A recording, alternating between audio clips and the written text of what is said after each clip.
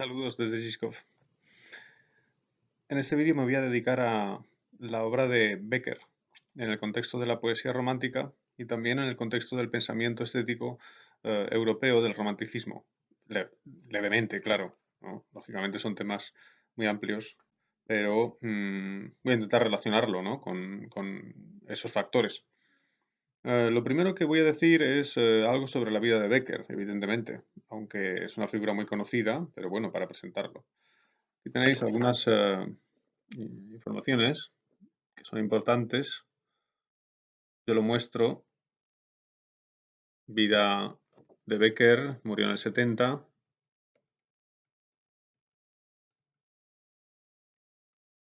Creo que así se ve mejor, ¿no? Y aquí un libro de Kant que luego voy a comentar. Kritik der Urteilskraft. La crítica del juicio, del juicio estético, claro. Entonces, bueno, Becker nació en Sevilla, pasó su juventud en Sevilla y en un momento determinado se fue a Madrid con su hermano, por cierto que era pintor, porque querían probar fortuna, digamos, en el mundo de las letras y de las artes.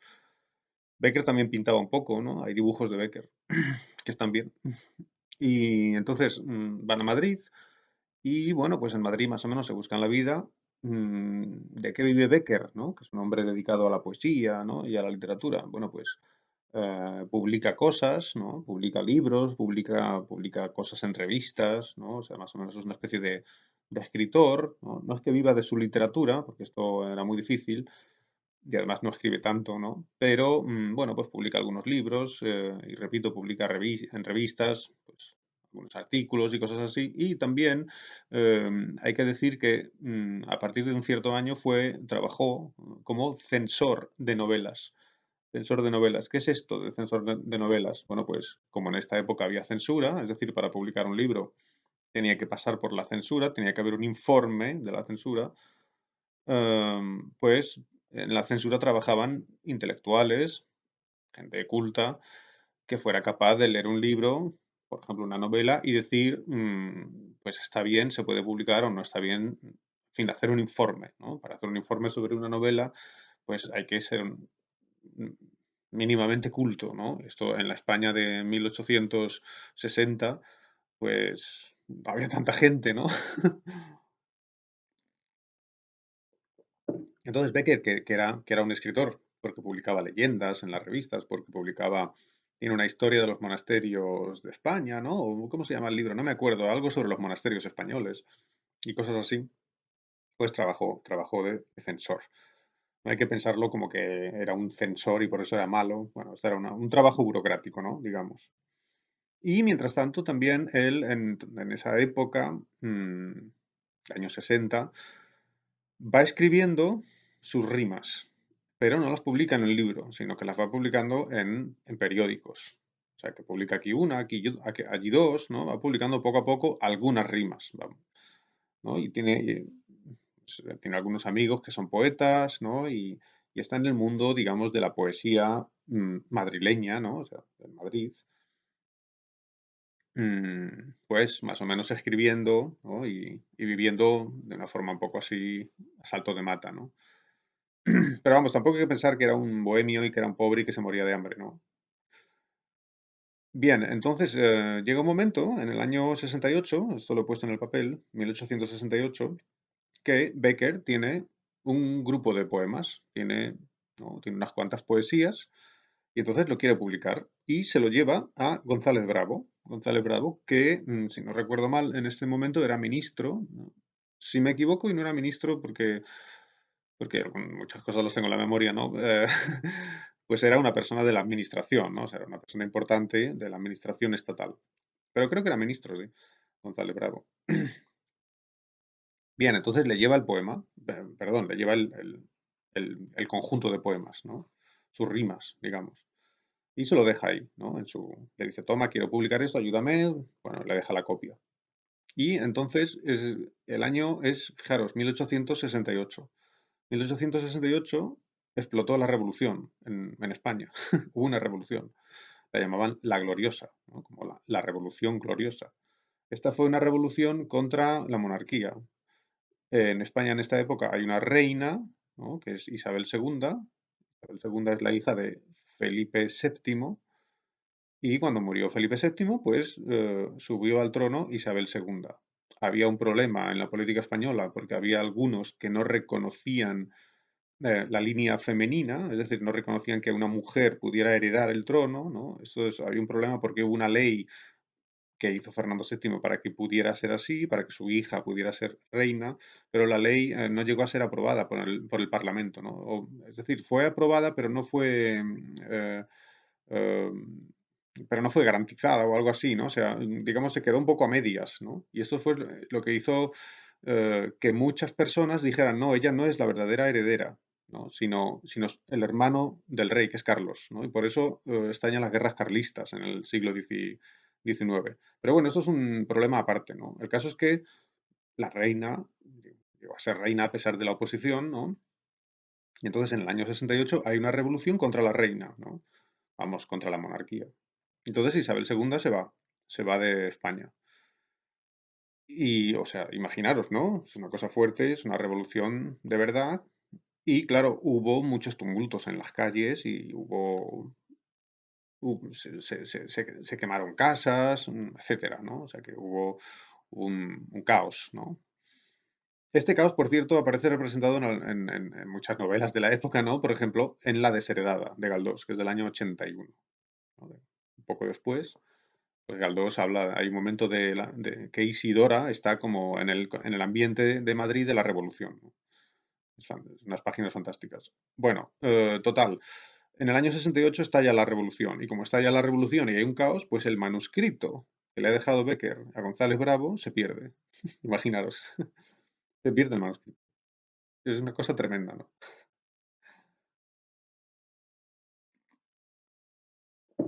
Si Bécquer se hubiera muerto al día siguiente, entonces, claro, tendríamos las rimas porque habían sido publicadas en periódicos, pero no todas, ¿no? O sea, tendríamos bastantes, pero no todas las rimas, ¿no? Mm, Así que fue casi casi un desastre, ¿no? Para la historia de la literatura española, que se perdiera el manuscrito. Entonces Bécquer, también porque hay un caos en Madrid, él está enfermo además, ya son los últimos años de vida, él entonces se va a Toledo, de más tranquilo, y en Toledo, de memoria, reescribe los poemas. Esto es algo tremendo, ¿no? En Toledo vuelve a escribir todos los poemas y lo escribe en un cuaderno que tiene, que era un cuaderno para hacer cuentas, ¿no? O sea, para contabilidad o algo así. Y ese cuaderno lo titula como Libro de los Gorriones. Atención, el Libro de los Gorriones no es el título de la obra, ¿no? No es el título de la obra, es el título del manuscrito, ¿no? El manuscrito, o sea, el cuaderno donde está trabajando Bécquer en Toledo. Y entonces, repito, de memoria reescribe los poemas. Por eso hay variantes con respecto a las publicaciones que había hecho él mismo en periódicos o en revistas. Muere Bécquer y entonces los amigos cogen este libro de los gorriones y publican la primera edición de las rimas, que en realidad, como he puesto en el papel, 1871, son las rimas y las leyendas también. O sea, se publica un libro que se llama Obras de Bécquer, Obras de Gustavo Adolfo Bécquer. Y esto, repito, es el año 71 y Bécquer ha muerto en el año 70, es decir, que él no vio este libro, ¿no? Publicado. Y entonces los amigos reordenan los poemas, ¿no? Los poemas que están en el libro de los gorriones, ellos cogen esos textos y les dan un nuevo ordenamiento. Un ordenamiento que tiene casi casi una especie de historia, ¿no? Porque hay unos poemas, primero se habla de la poesía, luego se habla del amor y de las ilusiones y luego se habla de las desilusiones, ¿no? Entonces parece como que hay como grupos temáticos, ¿no? Pero esta fue la ordenación que le dieron los amigos del poeta. Bien, entonces, esta obra de Bécquer, que normalmente se publica como rimas, esto es la edición de Castalia, por ejemplo, rimas. Eh, entonces, normalmente la obra de Becker se divide en rimas y leyendas, ¿no? Rimas y leyendas. Tiene otras obras mm, que son fantásticas, por ejemplo, Esa es una obra muy bonita de Becker, desde mi celda. Es una especie casi como de diario de viaje em, a un monasterio a donde él iba, ¿no? Está en el norte de España. Y habla del paisaje, ¿no? Y de pensamientos, y, ¿no? Son una especie de cartas diario, digamos. ¿No? Una preciosidad, un libro precioso de la literatura española. Lógicamente, lo más conocido son las rimas y las leyendas, ¿no? Entonces, repito, se publican como rimas y leyendas, a pesar de que en la primera obra, quiero decir, el título de la obra que se publicó fueron obras, ¿no? Luego ahí está dividido, ¿no? Pero, bien. Entonces, estas rimas de Becker son seguramente, seguramente, sin duda, esto no me puedo equivocar, ¿no? Otras cosas quizá me equivoco, pero en esto no me equivoco. Es la poesía del siglo XIX en España que ha tenido más influencia en la poesía posterior española. Es decir, ningún poeta ha influido tanto como Becker en los poetas españoles de después, ¿no? Por ejemplo, Espronceda o, bueno, no sé, hay otros que son de menor nivel, lógicamente, Campoamor, Núñez de Arce, etcétera, etcétera, no han tenido la influencia ni de lejos como ha tenido Becker. O sea, Becker no solamente es un poeta relativamente popular, hay gente que lee a Becker porque le gusta la poesía y ya está, no hay mucha, ¿no? Pero bastante, ¿no? Sino que de verdad tuvo una gran influencia en la tradición española. Por eso, claro, muy importante conocerlo, ¿no? También junto a él Rosalía de Castro, por supuesto. Bien, entonces, la obra de Becker eh, trata algunos temas que son cruciales en la poética romántica. O sea, para entender lo que es la poesía romántica, Becker sería un buen ejemplo, pero no la poesía romántica española, sino la poesía romántica europea, o europea y de otros países, ¿no? Porque también en Estados Unidos hay románticos, ¿no? Que participan de la misma poética, por ejemplo, Poe, ¿no? Edgar Allan Poe. Em, Otros son más pequeños, como Longfellow, ¿no? Y, por ejemplo, podríamos poner incluso a Whitman, ¿no? Que es un romántico tardío, ¿no? Quizá, ¿no? Entonces, repito, Becker es uno de los grandes poetas románticos, en general, ¿no? Y trata algunos de los temas que son básicos. Por ejemplo, y entonces los voy a tratar, los voy a comentar a través de la fotocopia que tenemos. Así que, tenemos ahí el primer poema, ¿no? Yo sé un himno gigante y extraño, lo veis, ¿no? Es el primer poema de la fotocopia. Y aquí aparece uno de los temas típicos de la poesía romántica y de la poesía de Becker, y digamos se proyecta en él una de las cuestiones estéticas fundamentales de la poesía romántica y de la poesía moderna, ¿no? Eso es muy importante. Yo soy un himno gigante y extraño que anuncia en la noche del alma una aurora. Ese himno gigante y extraño, ¿no? Da la sensación de que es una especie de lenguaje de los dioses, ¿no? O algo así, ¿no? Lenguaje poderoso, ¿no? Que es la poesía, claro. Mm, que anuncia en la noche del alma una aurora, o sea, en la noche del alma, el alma está en la noche, pero este himno anuncia una aurora, es decir, es como si fuera una esperanza, ¿no? O algo así, una luz que aparece, una aurora. Y estas páginas son de ese himno, cadencias que el aire dilata en las sombras. Lo de cadencias, claro, es muy significativo porque tiene algo musical, ¿no? Una cadencia es una forma musical, eh, un aspecto de la música, ¿no? ¿No? Entonces, es algo musical, ¿no? Eso es muy importante, ¿no? Porque, claro, la música, ¿de qué manera comunica la música? ¿Qué nos comunica la música? ¿Nos comunica un significado objetivo, ¿no? Eso es una gran pregunta, de la estética musical, ¿no? ¿Qué nos comunica, por ejemplo, qué sé yo, la tercera variación Goldberg, ¿no? De Bach? Es solo música, es solo forma musical. Claro, ¿qué nos comunica, por ejemplo, el primer movimiento de la Quinta Sinfonía de Beethoven? Pues dicen que es como alguien que está llamando a la puerta, ¿no? Tun, tun, tun, tun, tun, tun, tun, tun. O dicen que es como la llamada del destino, ¿no? El destino, ¿no? Esto se decía desde antiguo de esa sinfonía de Beethoven. Hombre, pues a lo mejor imita una llamada a la puerta, pero a lo mejor imita sencillamente un ritmo insistente trágico y nada más, ¿no? Pero claro, es verdad que en la música no es lo mismo un ritmo trágico que un ritmo alegre, ¿no? Entonces, algo nos dice la música, pero nos lo dice como sin palabras y sin significados. Es muy extraño, ¿no? Es una forma extraña de comunicar. Bueno, eso tiene que ver con el concepto de poesía romántica, sin duda. Y romántica y moderna, es decir, es una idea que llega hasta el siglo XX. Pero bueno, no voy a adelantar acontecimientos. Sigo leyendo y comentando. Dice Becker, ese himno, que es ese himno gigante y extraño, ¿no? Que es como una música, etcétera, ¿no? Dice, yo quisiera escribirle. Del hombre domando el rebelde, mezquino idioma. O sea, domando el rebelde y mezquino idioma del hombre, con palabras que fuesen a un tiempo suspiros y risas, colores y notas. Pero en vano es luchar, que no hay cifra capaz de encerrarle.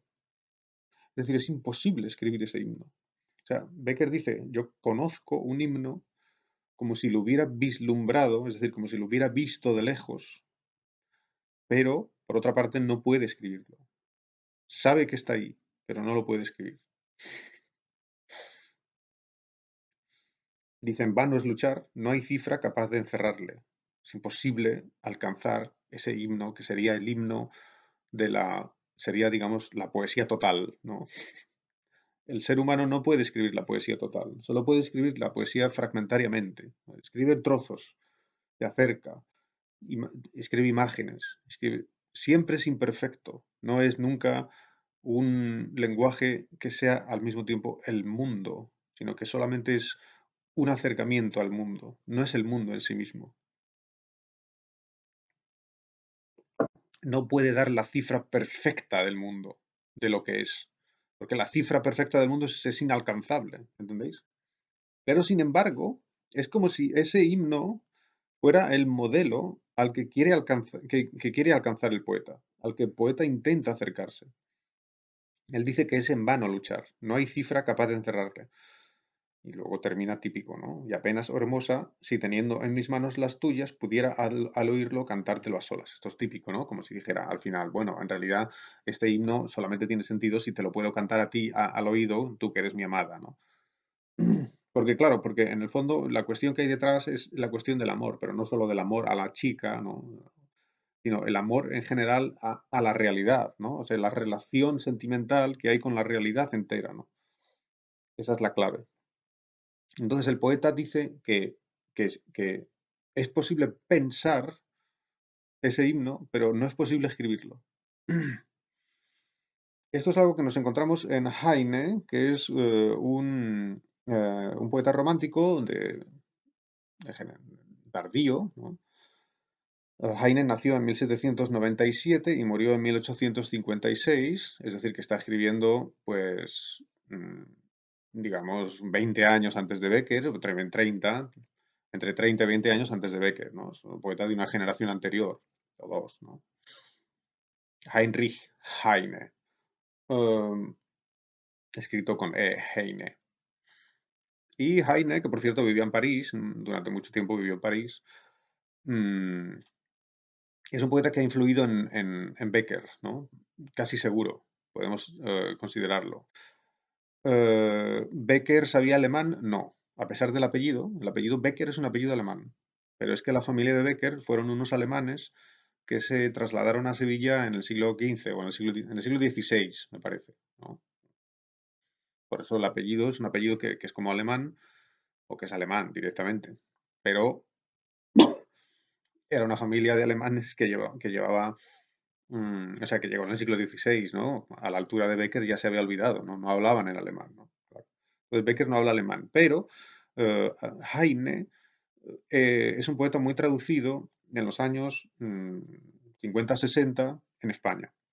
Por ejemplo, aquí tenéis una traducción también en la fotocopia del Intermezzo 60 de Eulogio F. Sanz. ¿Lo veis, no? Bueno, traducción de E.F. Sanz es Eulogio Sanz, Eulogio. Y este Eulogio es un amigo de Becker.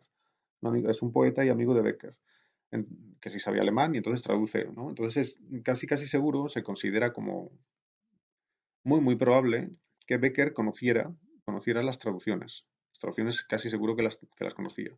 Y el texto original, pues no.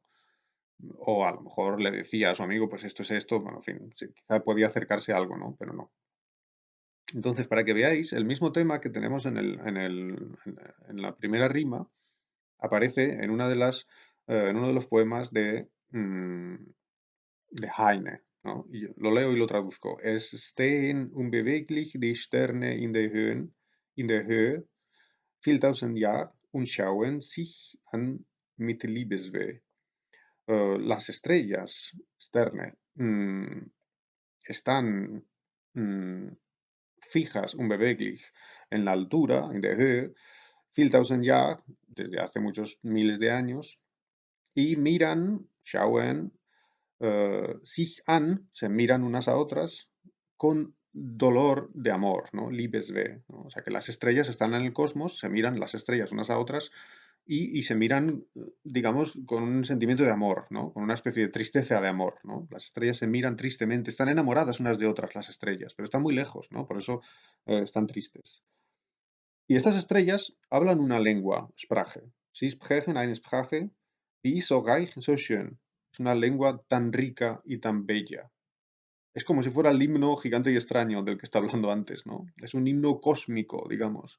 El cosmos habla ese lenguaje. Doch keiner der Philologen kann diese Sprache verstehen.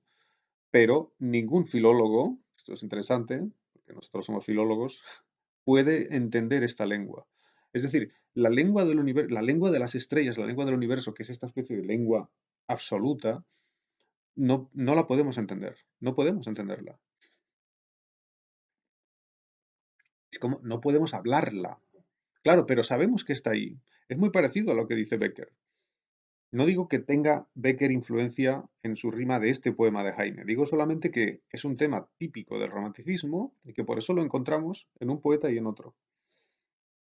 Y es muy curioso que acaba de una forma también muy parecida.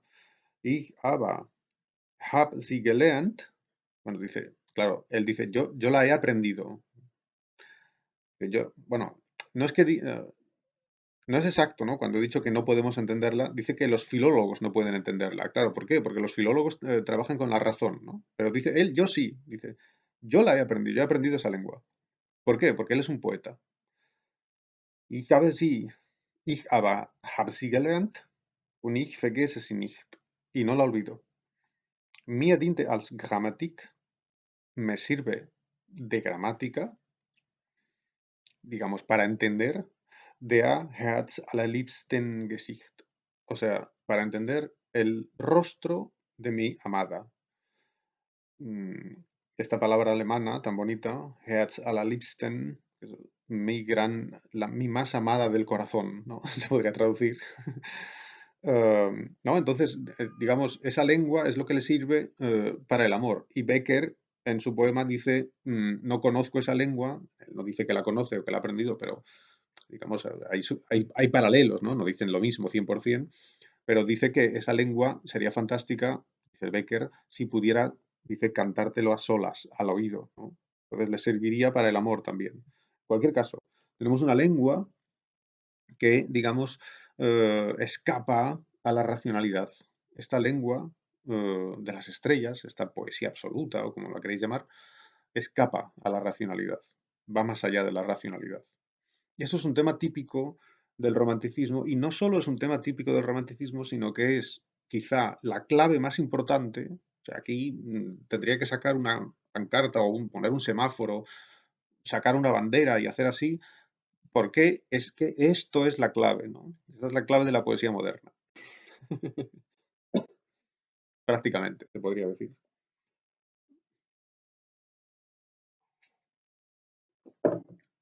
Para decirlo en una frase muy sencilla, la poesía moderna es una alternativa a la racionalidad. Es decir, por una parte, digamos, en el periodo que va desde el romanticismo hasta para adelante, ¿no? Bueno, a esto se le puede llamar modernidad, pero también modernidad es otra cosa, ¿no? Entonces, para que quede claro, la poesía que empieza con el romanticismo y que llega hasta el siglo XX, que de alguna manera es la poesía nuestra, ¿no? Es nuestra poesía, bueno, también es nuestra la poesía de Homero, ¿no? Pero, ¿me entendéis? Es como la poética que de alguna manera está activa hasta algún momento del siglo XX, cuando empieza a cambiar porque viene la posmodernidad, ¿no? Pues esta poesía tan típicamente europea y occidental, ¿no? Del siglo XIX y del siglo XX, ¿no? Tiene como rasgo fundamental, yo diría, que es una alternativa a la racionalidad. Es decir, por una parte está el discurso racional es el discurso objetivo y es el discurso de las ciencias, ¿no? Digamos, de las ciencias físico-matemáticas. Y por otra parte está la poesía, y uno y otro son incompatibles.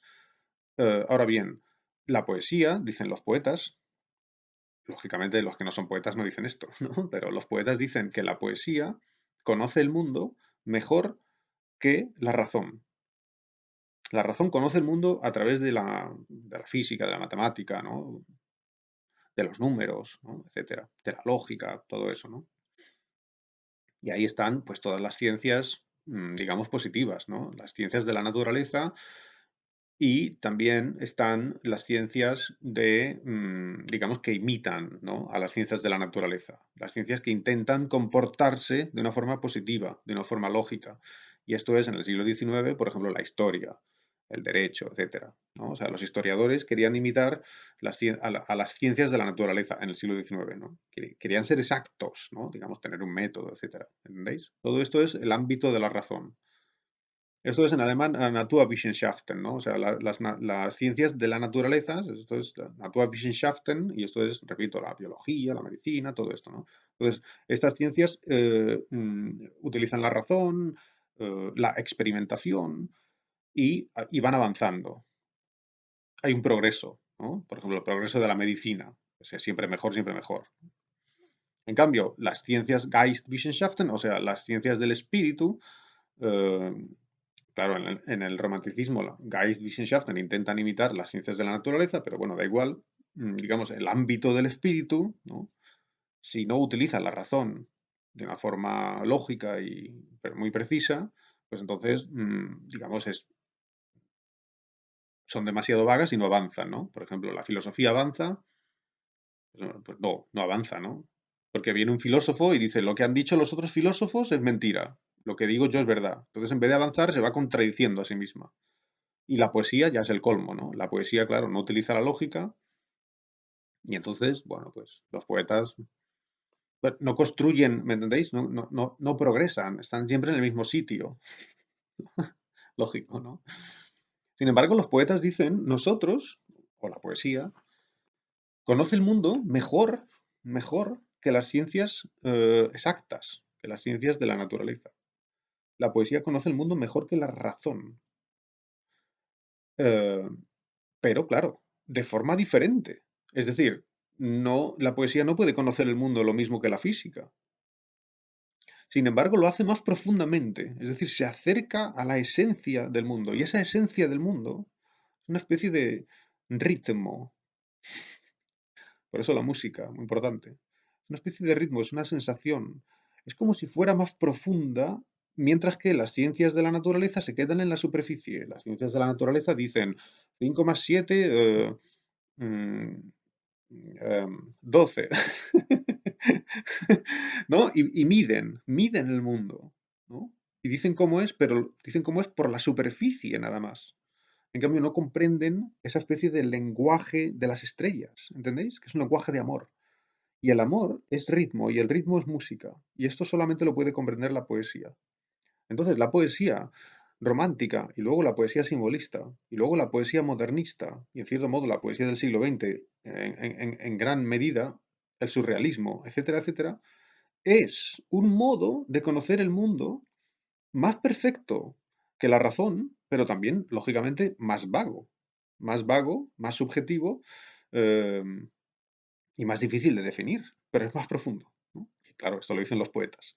Este sería el himno gigante y extraño, ¿entendéis? El himno gigante y extraño, que es como el modelo poético al que quiere alcanzar el poeta, ¿no? Claro, luego el poeta dice, yo no lo alcanzo, ¿no? Pero digamos, la poesía, la fuerza de la poesía es esa, ¿no? Entonces, esto se puede relacionar con la poética expuesta por Kant, por eso escribí el libro, en Kritik der Urteilskraft. O sea, la crítica del juicio, pero la crítica del juicio, la crítica, o sea, la palabra Urteilskraft, Kraft es la capacidad, ¿no? La capacidad, la fuerza de algo. Y Urteil es juicio, pero a lo que se refiere Kant es al juicio estético, o sea, no al juicio del derecho, ¿no? Sino que esta es la tercera crítica y es la crítica que se refiere al arte, ¿no? O sea, que habla de la experiencia estética, del arte, ¿no? Esto es de lo que habla. A veces se traduce al español como crítica de la capacidad de juzgar, pero de juzgar, repito, no juzgar en un juicio de un juez y un abogado, sino de juzgar una obra estética. ¿Y cómo se relaciona con esto que estoy diciendo? Bueno, desde luego, imaginaros la complejidad del asunto, ¿no? Pero bueno, yo lo resumo, mínimamente. Kant dice aquí, hablando del arte, mm, dice que cuando una persona emite un juicio estético, básicamente un juicio como me gusta, por ejemplo, me gusta la novena sinfonía de Beethoven, si uno dice me gusta, si uno tiene una, digamos, una percepción estética, ¿no? De la sinfonía de Beethoven, ¿no? Entonces, me gusta, disfruto oyéndola, lo que sea, ¿no? No estás diciendo nada objetivamente de esa cosa, de la novena sinfonía. Solamente estás diciendo algo de ti mismo. Estás diciendo a mí me gusta, ¿no? Pero no estás diciendo nada, o sea, no tenemos ningún conocimiento de ese objeto, del objeto novena sinfonía de Beethoven. Esto es una visión muy interesante. Lógicamente hay un debate en la estética del siglo XIX que sirve para llenar libros y libros y libros y libros. Luego viene Hegel y dice no, en fin.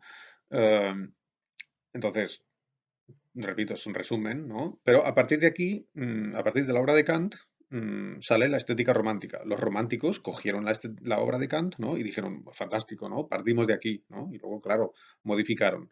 Pero partían de ahí.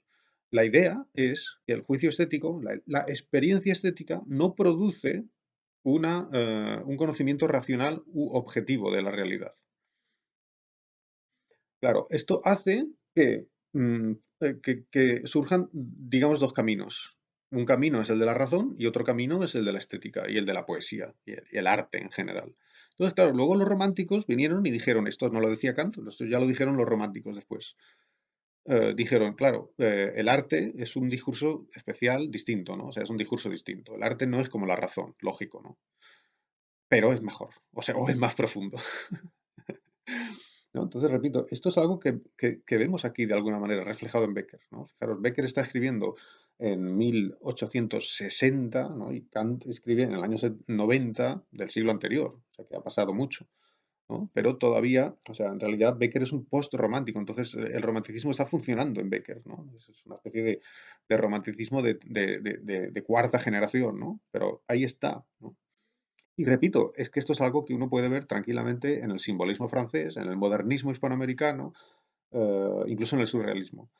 ¿Qué hace el surrealismo? Habla de los sueños. ¿Por qué? Porque los sueños están también al otro lado de la razón. Los sueños es el ámbito de la poesía.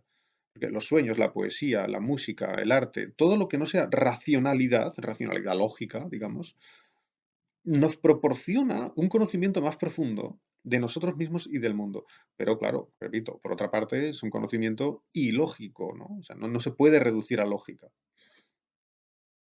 Entonces, fijaros que el tema del sueño también está muy presente en Becker. Y aquí, casi casi seguro, podríamos decir, hay una influencia directa, en este caso es una influencia directa de Heine. Mirad la rima 68, donde dice Becker, no sé lo que he soñado en la noche pasada. Triste, muy triste debió ser el sueño, pues perdón, pues despierto la angustia me duraba. Sueña algo muy triste y cuando se despierta todavía tiene angustia. O sea que debió ser muy triste lo que soñó.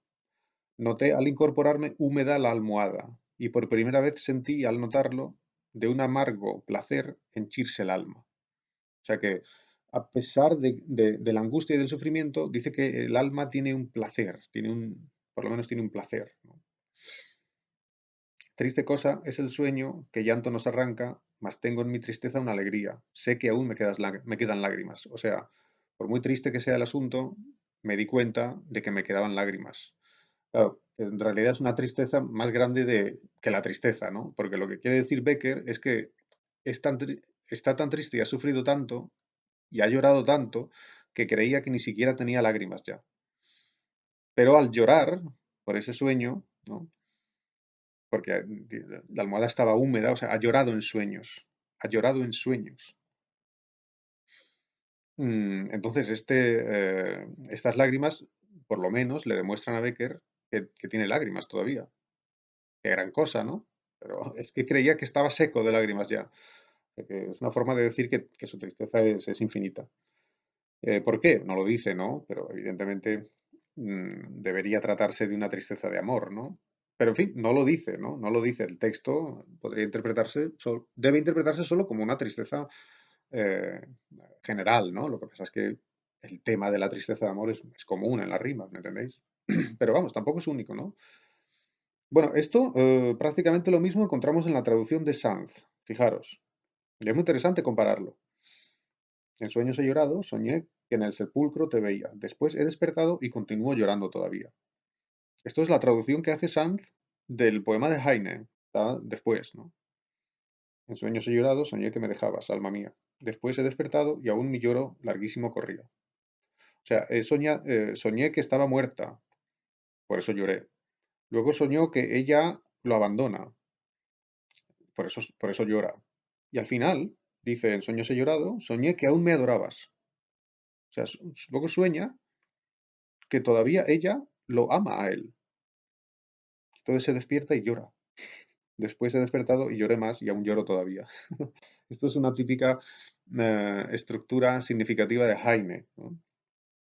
Propone algo muy triste, luego propone algo muy triste también, y al final propone algo alegre, o algo feliz, o algo bueno, y sigue estando triste, sigue llorando. Am, que esto es algo que no está en Becker. El poema de Becker lo podemos comparar porque es muy interesante, se parece, pero no es lo mismo, ¿no? Becker dice otra cosa. Becker, aquí, en realidad, en este poema lo intenta razonar, lo razona, ¿no? Dice, bueno, como todavía tengo lágrimas, pues por lo menos me he dicho a mí mismo, no estás completamente seco. Este razonamiento no está en Heine. El poema de Heine no es racional, no se entiende con la razón, porque al final sueña que ella lo quiere y entonces ¿por qué llora? Debería estar feliz. Eso sería lo lógico, lo racional. Sin embargo, está triste también. ¿Por qué? Porque la tristeza que tiene Heine es una tristeza que no se deja reducir a la lógica, es una tristeza que está ahí siempre, ¿no? Y no empieza ni termina, ¿no? Un momento, voy a cerrar la ventana porque aquí hay una maldita moto. Parece que las motos no conocen die Sprache der Sterne. Bien, a ver si nos dejan tranquilos. Entonces, estaba diciendo que el poema de Heine no tiene lógica, porque aunque pase algo bueno, él sigue llorando. Y en cambio, en el poema de Becker sí hay una cierta lógica al final. Pero casi, fijaros el principio y la situación es muy parecida, ¿no? Esta idea de que sueña con algo muy triste y entonces llora, está en los dos poemas. El poema de Heine está muy bien traducido, lo podéis mirar. Mm, Ich habe im Traum geweinet, mir träumte, du lägest im Grab, o sea, Grab, el sepulcro, o sea, yo soñé, es una estructura muy bonita en alemán que no es yo soñé, sino ello me soñó a mí, ¿no? O sea, mía, a mí, träumte, o sea, como la cosa me soñó a mí, ¿no? Digamos. Mm, ¿Cómo se dice en checo? Zdalo se mitó, es parecido, ¿no? Eh, y wachte auf, me desperté, und die Träne y las lágrimas, floss o la lágrima o las lágrimas, floss noch von der Wange ab. Wange son las mejillas, fluían, las lágrimas fluían hacia afuera y hacia abajo. Ab. Mm, Y luego sigue, o sea, en realidad el poema de Heine y el poema o sea, la traducción de Eulogio Sanz es prácticamente, o sea, está traducido casi a la, a la palabra, ¿no? O sea, eh, bien, tampoco tengo que leerlo entero, aunque es muy bonito, ¿no? Me da pena no leerlo, pero bueno. Ah, bueno, lo dejo, ¿no? Lo que sí puedo leer, porque también es interesante, aquí tenemos el poema 7 de Heine, también una fotocopia, y fijaros porque también aquí se expresa la idea de esa especie de lengua eh, milagrosa, lengua poética milagrosa, que puede traducir las cosas, que puede traducir la realidad. Y will meine Seele tauchen. Esto, por cierto, esto es. Schumann le puso música. Schumann, Robert Schumann, le puso música a estos poemas, a algunos de los poemas de Heine. Y haciendo un ciclo que se llama Amor de poeta. Dichta Liebe. Todo junto. Dichta Liebe. Amor de poeta. Y esto es una maravilla total, ¿no? Del espíritu humano, desde los comienzos. Te lo digo por si alguien lo quiere oír, ¿no? Es una maravilla. Y entonces esto, pues, se puede oír con música, ¿no? Que es todavía mejor. Dice, y will meine Seele tauchen, o sea, quiero hundir mi alma in der Kelch de Lilie hinein, o sea, en el cáliz de los lirios, ¿no? Quiero meter mi alma en un cáliz de lirios, ¿no? O en el cáliz de los lirios o del lirio, no lo sé. Die Lilie son klingend hauchen, el lirio, o los lirio, el lirio, porque es singular, el lirio debería producir, ¿no? De forma resonante una melodía, ¿no? Ein Lied, una canción, ¿no? O sea, yo quiero meter mi alma en los lirios, o en el lirio, y entonces del lirio saldría una canción, ein Lied, una canción de mi amada, ¿no? O sea, que diría lo que ella es, ¿no? Von der Liebsten mein, de mi amada, ¿no? De mi más amada. Das Lied, la canción, soll schauen und beben, o sea, la canción debe estremecer y temblar, o sea, debe estremecerse y temblar, ¿no? O sea, debe ser una canción que tiembla, ¿no? Que es como un ritmo, ¿no? Es una cosa, vamos, no hay nada más romántico, ¿no? Que esto. Wie der Kuss von ihrem Mund, o sea, como el beso de su boca, ¿no? Den, acusativo, que ella me dio, el beso que ella me dio. Wenn sie mir eins gegeben, que ella una vez me dio, hat mir gegeben, o sea, como reducido, in wunderbar süße Stund, en horas maravillosamente dulces. Es impresionante. Ah, entonces, fijaros aquí cómo el poeta habla de una canción, que es el Lied, que sería como mágico, porque, digamos, haría otra vez real, de alguna manera, esos besos que ya han pasado y no son, y que él ha perdido. Eh, Tremendo. Bien, entonces, esta sensación, ¿no? Digamos, de que el poeta, por una parte, gracias a la poesía, está conectado con la realidad de una manera especial, de una manera especial, de una manera privilegiada, cosa que no permite la ciencia, la razón, etcétera. Pero, por otra parte, esa realidad que le presenta la poesía y la realidad en general es algo que él pierde. Esta es la gran paradoja de la poesía contemporánea, de la poesía romántica y de la poesía del siglo XX, o de parte de poesía del siglo XX. Repito, por una parte el poeta, eh, ti- claro, la poesía tiene una potencia, ¿no? Especial, es una especie de lengua mágica, es un lenguaje mágico. Ese es el lenguaje de las estrellas, maravilloso, ¿no? Pero por otra parte tampoco le sirve, porque de todas formas todo lo pierde, no tiene nada. Eh, eso es a lo que Octavio Paz llama analogía e ironía, ¿no? Analogía a la sensación de conexión e ironía a la sensación de desconexión, ¿no? Es una especie eh, de, de cosa doble, ¿no? Como una moneda que tiene dos caras, ¿no? Eso sería la poesía moderna. ¿Cuál es el resultado? El resultado es que el poeta, a pesar de que ha oído o tiene un cierto acceso a esa lengua maravillosa, ¿no? Que le conecta. Claro, por otra parte, digamos, es irreal, ¿no? Esa lengua. Es irreal, es que está al otro lado, ¿no? Entonces, al final, el poeta no tiene nada. Eh, y se encuentra en una situación, digamos, se podría decir, una situación de epogé, ¿no? O sea, como decían los griegos. O sea, como que está en un paréntesis, ¿no? O sea, está separado, ¿no? No está en conexión con la realidad, no tiene nada, ¿no? Lo tiene todo y no tiene nada. Ese es el dilema del poeta moderno. Por cierto, todo esto que estoy diciendo de la poesía, si uno lo intenta transponer a Quevedo o incluso a Shakespeare, ¿no? Pienso en los sonetos, vamos, a los poetas del Renacimiento y del Barroco, no hay nada de eso. Esto es algo nuevo. ¿Por qué? Quizá por Kant. Es decir, una cosa es la razón y otra cosa es la poesía. Pero esta diferencia entre razón y poesía no existe en el siglo XVI y en el siglo XVII. No existe. Tú dile a Quevedo, oye, la poesía es un lenguaje especial para entender las estrellas. Él te diría, no, solo son palabras, ¿no? O sea, no hay ninguna diferencia entre un lenguaje y otro, solo son palabras que riman, ¿no? Y ya está, o que son más bonitas, ¿no? Pero no hay esta dicotomía. Curioso. Esto es algo del romanticismo. Esto es el romanticismo y por eso aquí empieza una época, ¿no? Es como si fuera un pequeño bloque de la estética occidental, siglo XIX y siglo XX. Fijaros cómo Becker se encuentra en esta especie de desierto, no tiene nada. Rima 64. Como guarda el avaro su tesoro, guardaba mi dolor, ¿no? O sea que él tiene un dolor y ese dolor lo guarda y lo cultiva, ¿no? Es su tesoro. El dolor es su tesoro. Eso es algo que, por ejemplo, uno lo puede buscar en Quevedo como loco, con lupa, y no lo va a encontrar, ¿no? Bueno, quizá de lejos, pero desde luego explícitamente no.